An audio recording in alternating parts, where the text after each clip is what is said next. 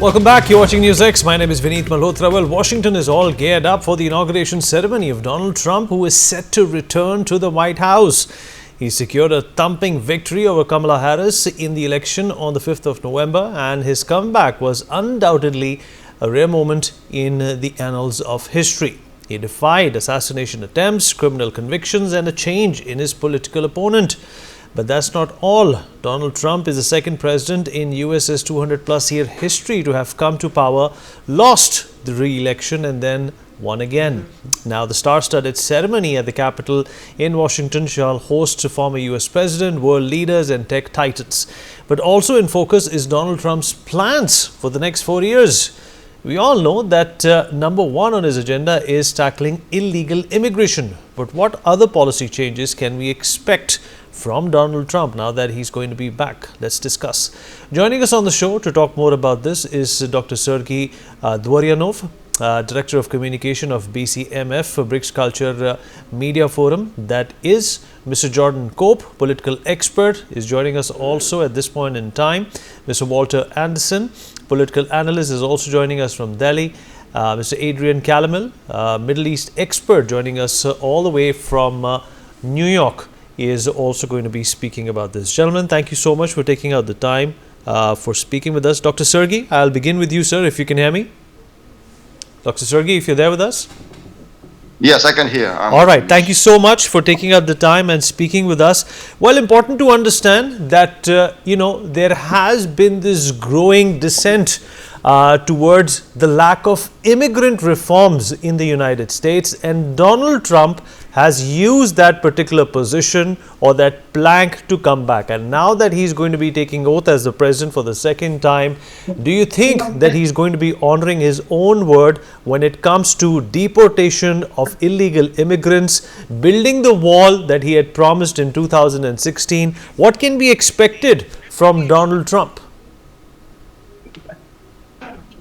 First of all, I think that Donald Trump, he is a follower of a famous senator, American writer as well, and politician Patrick Buchanan, who wrote famous book about West and Western civilization.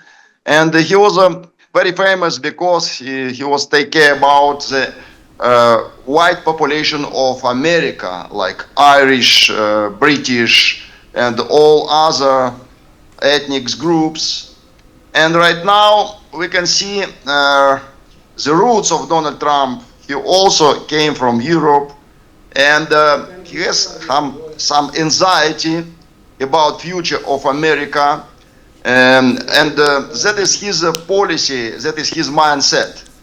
But especially he has his own plans to make some purification regarding the traditional value system. He is not happy with this gender revolution, which happened not only in America, but in Europe as well, in all Western countries. And right now we can see Donald Trump is very strong to support traditional value of America. And that's why he wants to make his own policy regarding the purification. And that's only one first step of his vision and his mission. That is my opinion. Jordan Cope, there is speculation that Donald Trump could announce as much as 100 executive orders within hours of being sworn as the 47th president of the United States.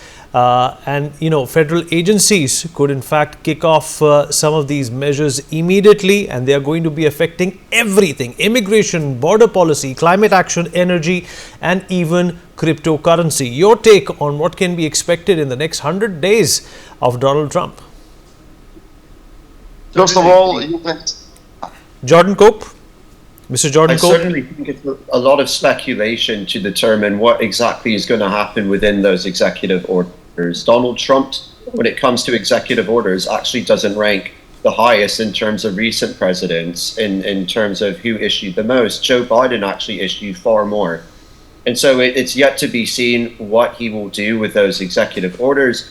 For those in India who might not understand, an executive order is essentially a statement issued by the president executing the law In other words, interpreting the law for governments to understand how to apply it in the future. So executive orders are not new laws, but rather an understanding of how to apply the law. And so, given that Trump hasn't issued the most in recent years, it's yet to be seen how the Trump presidency will unfold. Of course, when it comes to President Trump, Trump definitely prefers a position coming from strength, and with that strength comes unpredictability. So what is said and how it's implemented will remain a mystery, and it will be exciting to see how it will unfold. Walter Anderson, in fact, there is going to be a proposed hotline for all Americans to report undocumented immigrants into the country, or people who, the American citizens feel have committed crimes. Trump has also said that, he's going to be looking at these immigration policies very, very seriously. He's also spoken about opening up, conducting raids on churches and schools. What do you think is to be expected, sir, now that Donald Trump is going to be put through the test, or rather the words that he in fact used for his re-election are going to be put through the test as he comes back as the 47th president? We'll get our first indication of that in the speech that he will give, and I'm speaking from India, but that he'll give tomorrow in Washington, D.C. And I agree with previous speakers that the immigration issue is likely to be near the top of the questions that he's likely to address. And I think he's going to focus, if I understand what I'm seeing in the press, by people who are fairly informed about what's happening at the U.S., is that he may focus on the issue of immigrants who have created crimes here and who are kind of waiting to be deported as a first step. Beyond that, I'm not sure, because there are a number of other illegal immigration categories he could address as well. So I think the speech tomorrow is be very important, because he will give, as he did the last time when he was being inaugurated as president, he gave a sort of strong indication of where he wanted the country to move. I think other issues that he will address beside immigration, however, is the issue of crime, which during the election was a major issue. Immigration, according to most polls I've seen, was perhaps the most important, but the issue of local crime was another one. So, how can the federal government work with states and local localities to reduce the what he has said has been a surge in crime? The other issue he may address is foreign policy, and for a country that I'm in now, India, Indians are speculating, as you well know, on how that's going to impact on the U.S. And in some reasons, one could say that the issue is somewhat optimistic about good Indo-U.S. relations under Trump. He got along very well with Prime Minister Modi. They've sort of kind of exchanged visits with each other. He also has, in fact, in Vivek Ramaswamy, a close contact, a person who knows India well, who is in fact of Indian background. And he has the Vice President's wife, Usha Vance, who also can, who is, a very bright lady, who probably can have some impact on that. And the thing is, the U.S., while it may crack down, and I think this will be an emphasis in his speech, on illegal immigration, but I think he's also going to focus on legal immigration. What is it that we need? We need people with high skills to come into the United States, because if we're going to grow, we need people who have technical skills and other kinds of skills that will be required. And there, India is prime for a country that has a large number of skilled people who could come for various periods of time to work on in the U.S. And then the other thing, of course, is that he's going to focus on, I think, in terms of foreign policy, is Israel, Hamas, Russia, Ukraine, and China. And maybe we can get into one of those when we talk about those issues. But I think those are the three major areas I think he's going to address. Okay, all right, fair enough. Adrian Calamel is also with us on the program. Adrian, I hope you can hear me. Yes, you can. All right. Well, the other elephant in the room for Donald Trump will obviously be, the ongoing war in Gaza. Today is also the day when the ceasefire has started, and Donald Trump, without hesitation, has taken a lot of credit for this ceasefire as well.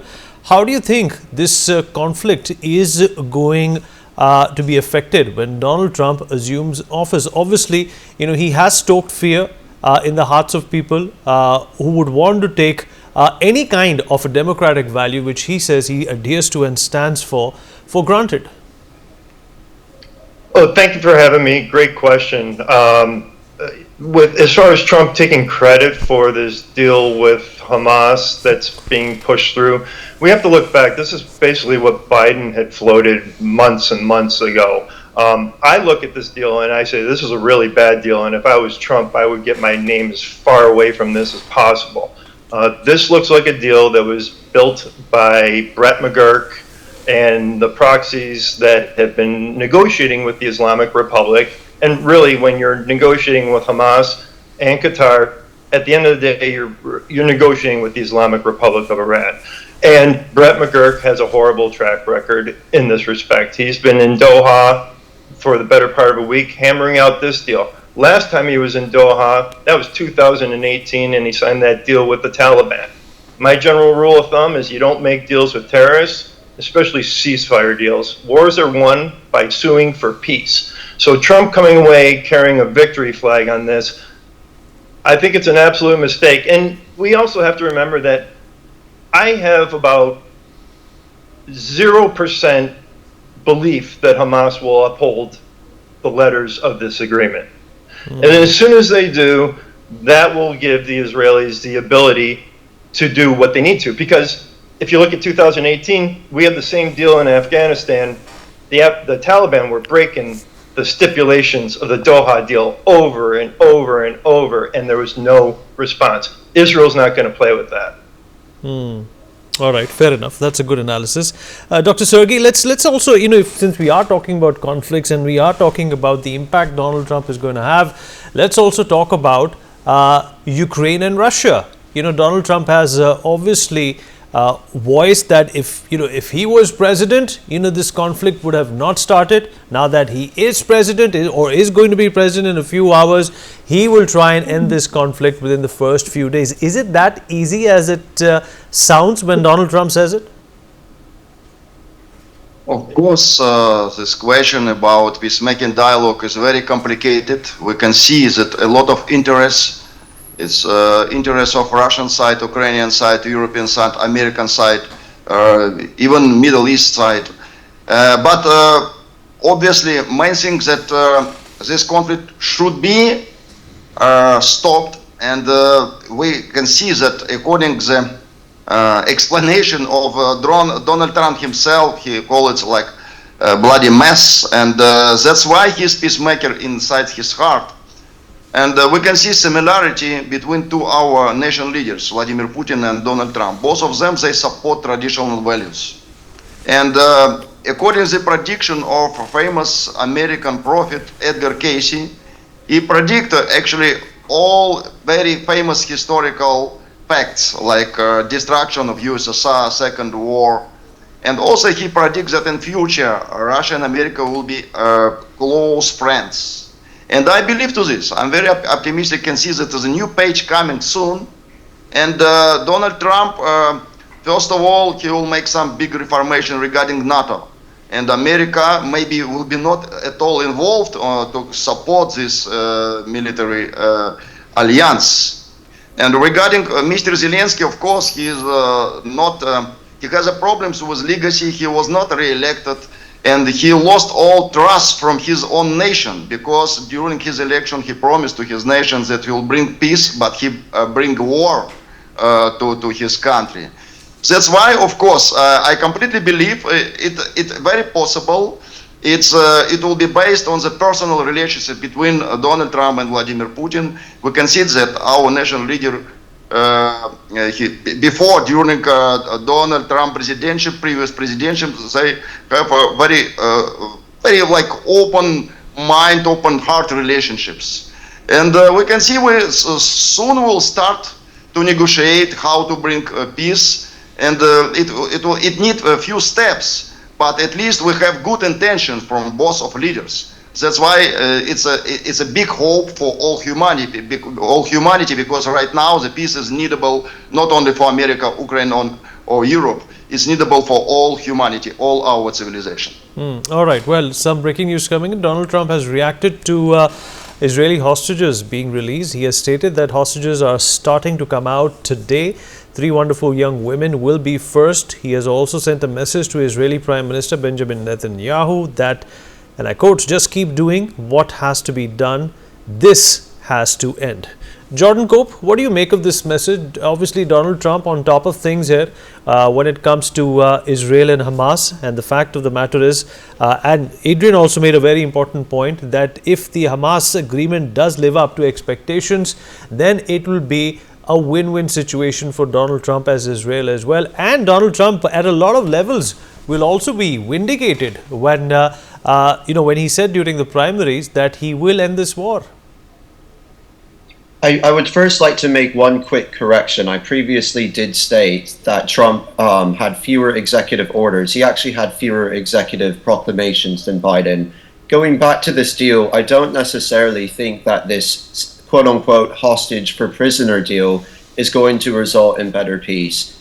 Israel has had plenty of wars, unfortunately, with Hamas in the past, the latter of which has instigated these wars one way or another, being one of the most dangerous terrorist groups in the Middle East that currently holds 7 Americans alive or dead as hostage. The reality is that many in Gaza are going to view this, unfortunately, as a victory if they recover all of their territory without actually having a tangible military loss before them. Some military analysts also say that Hamas, and experts on this conflict have stated that Hamas has ultimately recovered many members throughout this conflict, even though Israel claims to have killed upwards of 17,000 Hamas operatives.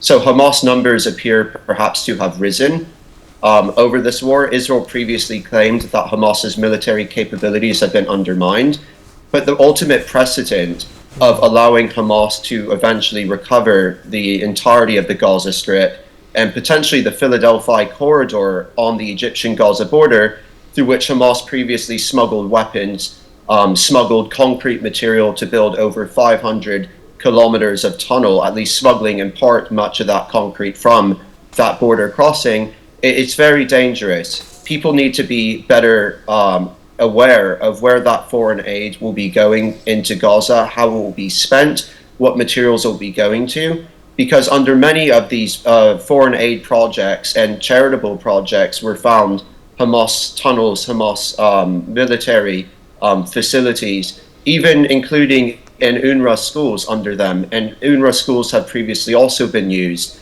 for military purposes. So the sad reality is that this deal doesn't have very many optimistic terms. The bright side is that some of the hostages will, God willingly, be returned after having been in deplorable conditions for over 450 days. I would say the victory for Trump is, once again, his projection of strength and realizing a result that has been beyond much of the international community for long. And even though I generally applaud Trump's policy on the Middle East for being resourceful, for being innovative, I'm not quite sure that this deal is going to yield a permanent peace in the future, and I'd be hesitant. That's a good point, Mr. Anderson. In fact, I'd like to take a leaf out of what Jordan said, that this projection of strength that Donald Trump has a habit of showing, is that going to be one turning point, or rather an important facet in this war in the Middle East? Recognize that he may act on the issues that he's been talking about. But I also agree that this is a very difficult situation. Perhaps, when you say, as he said in the campaign, and partly it was campaign rhetoric, that, I'll work this out, within a short period of time, even before my inauguration, which is tomorrow. This is a kind of situation that requires a lot of consultation with people in the area, particularly the Israelis, as they look at the various aspects of it, which people have already mentioned, which have both positive and negative features, so that it doesn't resume, again, it doesn't fall apart. And it could fall apart. In fact, I just read in the press today that there were issues that, that could get in the way of this actually being carried out and prevent the hostages from, being exchanged for Palestinian prisoners, which was part of the bargain that would have, you would have. On the Ukraine situation is also difficult because you really have to sort of consult with the European NATO allies who are involved in the whole Ukraine issue. And there's been a lot of talk in Europe about, will the president stick to his guns on protecting Ukrainian sovereignty? My guess is, from what I've heard and read, is that the State Department, the Defense Department, and the president will continue to provide some measure of assistance to Ukraine. Whether it's as much as they got before, I'm not sure, though it could well be, depending on what the Russians do. But this is a situation where the various actors, the NATO countries in Europe, the Ukrainians themselves, the U.S. and the Russians, really have to get together to see, what can we do to bring peace, because it's also been very costly for the Russians as well, and recognize that this is a situation unlike what they thought when they first moved into the Ukraine, which is not going to be resolved, with the runover of Ukraine. So these are two big foreign policy issues that, we've talked about, the Israeli Hamas, Israeli Hezbollah on the one hand, and Russia, Ukraine on the other one. You're going to need, in all of this, negotiations among the various parties. And as I mentioned, NATO will have to be brought in, maybe one or both of these.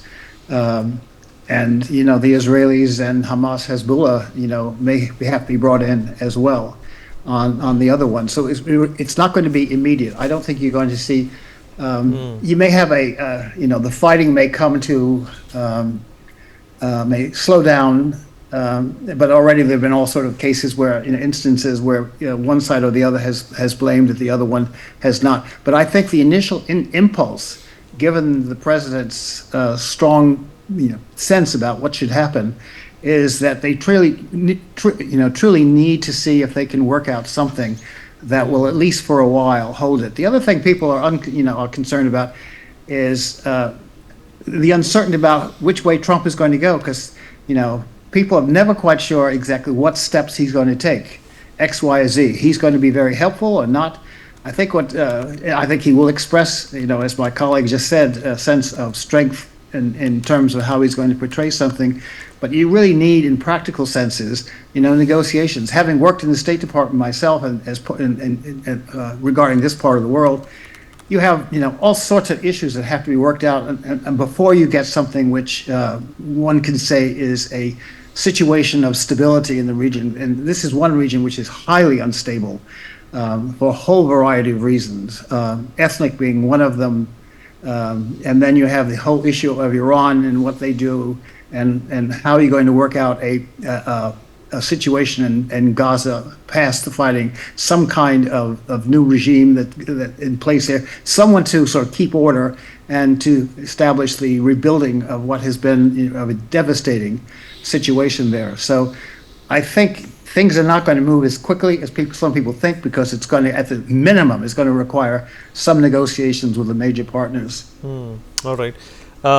Adrian, Donald Trump obviously wants to send a message, in terms of his foreign policy, but also the fact that, there have been growing concerns about terrorism within the United States as well. If you see what happened in New Orleans just a few weeks ago, has stirred up this conversation about internal security once again in the United States. Do you think that Donald Trump is going to use this leverage, this plank, when it comes to Hamas and terrorism in general, to further fuel his popularity and his presidency? Well, great question. I don't know if it's to fuel his popularity, but we have a real problem here in the United States. In 2011, when the Arab Spring happened, Al-Qaeda, the order came down from Zawahiri to grow your footprint, don't attack Western targets. Let ISIS do that when they eventually formed in 2012, 2013. Let them do that. We're going to operate in the shadow. And what they've been doing is they've been planning since 2001. They haven't really, outside of the Charlie Hebdo attack, there wasn't a single sanctioned Al-Qaeda plot on Western soil. So where does that leave us today? His concern about the southern border. There has been over 200 people in the last year that were on the terrorist watch list who crossed over that border. So there's a concern. the individuals that came over during the hectic and chaotic withdrawal that was mismanaged by Biden, a lot of people got on those planes that were not vetted, and a lot of people got left behind that were murdered. Al-Qaeda, and here's the other thing I want to make clear. ISIS, for everybody that says that ISIS has nothing to do with Al-Qaeda, they are completely different. They are bound theologically. ISIS has become the useful idiot and kind of the attack dog, the rabid dog that they can let off the leash every so once in a while. So when you look at the United States and you look at the marches in the street, you look at what it takes to carry out a terrorist attack, just one person in a car or maybe a couple people with guns, it's terrifying. It's coming, is my concern. There was 2 assassination attempts on President Trump. The Islamic Republic of Iran has active assassination attempts on a number of officials. There is Christopher Wray from the FBI. You've heard him testify. I think you maybe have heard him testify. He said the whole network is blinking red, and that was almost 2 years ago. So if he's saying that and he's really concerned, I think we have a reason to be concerned about terrorism, and Trump needs to take this seriously. Absolutely, valid point. Well, it's time for us to slip into a short break, but nevertheless, would like to thank everyone who joined us on this brief conversation. We're going to take a short break, be back with more.